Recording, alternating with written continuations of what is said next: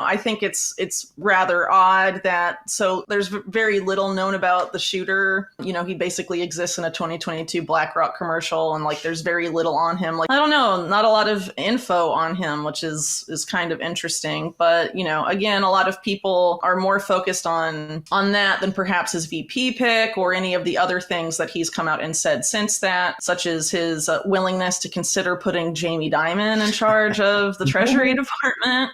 But as far as JD Vance is concerned, he's an Ohio guy. He's been involved in at least one fundraiser at Leslie Wexner's house, who again is the richest man in Ohio and a pretty important figure in the Epstein scandal. Really, the name that's most important as it relates to Vance is going to be Peter Thiel. The 2024 U.S. presidential campaign is well underway, and it already looks like it will be one for the books.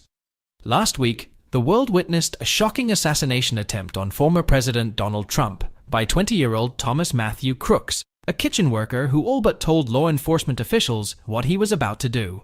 Since the attempted assassination attempt, there have been a lot of questions about the tragic event and exactly how it was allowed to happen. For popular investigative journalist Whitney Webb, there are still so many unanswered questions about the incident, particularly the identity of the would-be assassin and why he had such little online presence before the incident. Outside the attempted assassination and all the speculation about Crook's motivations, Whitney also has some strong concerns about Trump's pick for vice president. James David Vance is an American politician, lawyer, author, and U.S. Marine veteran who has been serving as the junior United States Senator from Ohio since 2023. He served as a combat correspondent between 2003 and 2007, spending 6 months in Iraq before attending Ohio State University, from which he graduated in 2009, and Yale Law School, from which he graduated in 2013. Before entering electoral politics about 8 years after graduating from Yale, Vance worked in a number of capacities, including spending a year as a law clerk for Judge David Bunning of the U.S. District Court for the Eastern District of Kentucky. Shortly after, he moved to Peter Thiel's firm, Mithril Capital, where he served as a principal between 2016 and 2017. Vance's connection with Thiel is the exact reason Whitney is so concerned about Trump's pick. The former president's shocking reveal that he would consider J.P. Morgan CEO Jamie Dimon for Treasury Secretary if he wins the elections in November only worsens this choice. In a recent interview with TFTC, Whitney speaks about the connection between Vance and Thiel and the latter's deep connection with the CIA, surveillance programs, and the deep state. Whitney delivers a Hall of Fame-worthy analysis of all the interconnected threads in this video. So, please be sure to watch to the end, subscribe to the channel, and turn on the notifications bell for more videos like this. Thanks for supporting our growth, and we hope you enjoy the video. But as far as JD Vance is concerned, he's an Ohio guy. He's been involved in at least one fundraiser at Leslie Wexner's house, who again is the richest man in Ohio and a pretty important figure in the Epstein scandal. Really, the name that's most important as it relates to Vance is going to be Peter Thiel. Why is this bad? I could probably go on a rant for a very long time about Peter Thiel, so I'm just going to try and condense it. I've been reporting on him and specifically on Palantir for a very long time.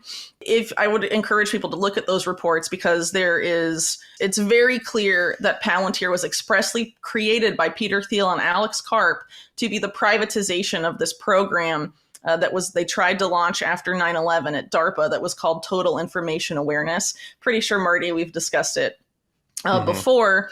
And Total Information Awareness was basically to create a giant data mining operation that would be combined with artificial intelligence for the purpose of basically creating a pre-crime society. The TIA program, though it was housed at DARPA, was created in conjunction with the close involvement of the CIA, particularly the CIA's then Chief Information Officer, Alan Wade, who was also a business partner of Christine Maxwell, Ghislaine Maxwell's sister, in a company called Gilead that was very similar. The software program it produced was similar in many ways to Palantir as well.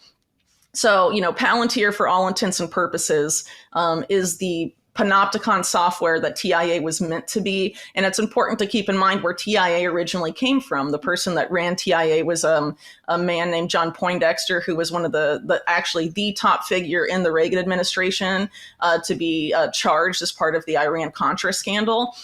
And in direct relation with the Iran-Contra scandal, Poindexter and also Oliver North and other figures involved in Iran-Contra created a database using the PROMIS software, which again involved Robert Maxwell and Christine Maxwell specifically, and really the CIA and Israeli intelligence.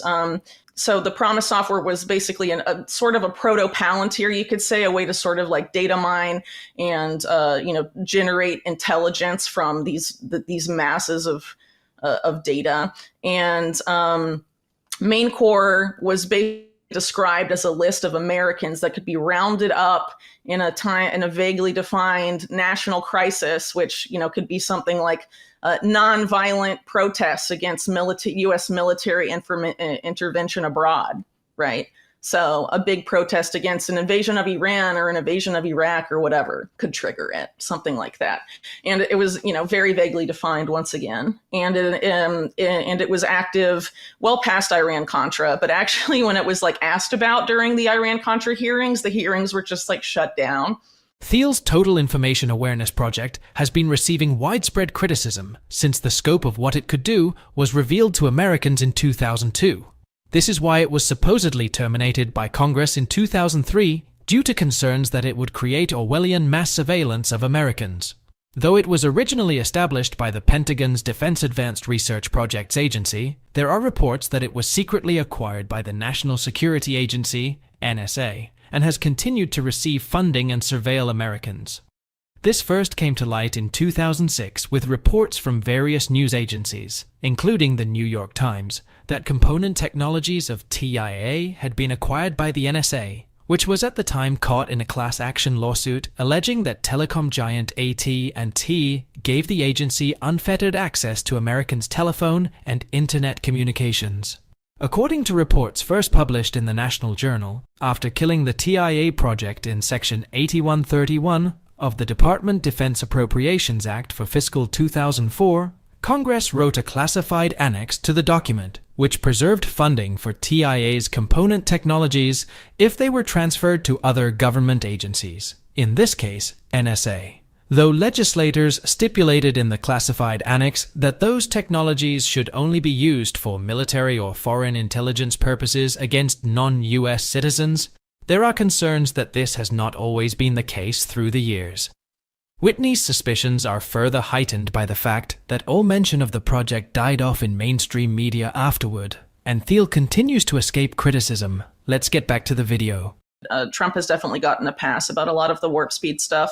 And I know that a lot of people who like Trump try and dismiss it as like, oh, he had bad people last time, or he listened to the wrong people. But I mean, I don't know if you can really have it both ways. I mean, what's going on right now sort of reminds me a lot of what happened with like lefties during the Obama era. Everyone's energized during the first campaign, hope and change. And then he's a complete disappointment when he's like actually in office. And then when it comes to the second campaign before the second term, all these people on the left being like, oh, well, it was the Republicans, or he didn't have the right people, or these people weren't helping him. Meanwhile, we find out later that his entire cabinet from the off was chosen by Citigroup in the immediate aftermath of the 2008 financial crisis, right?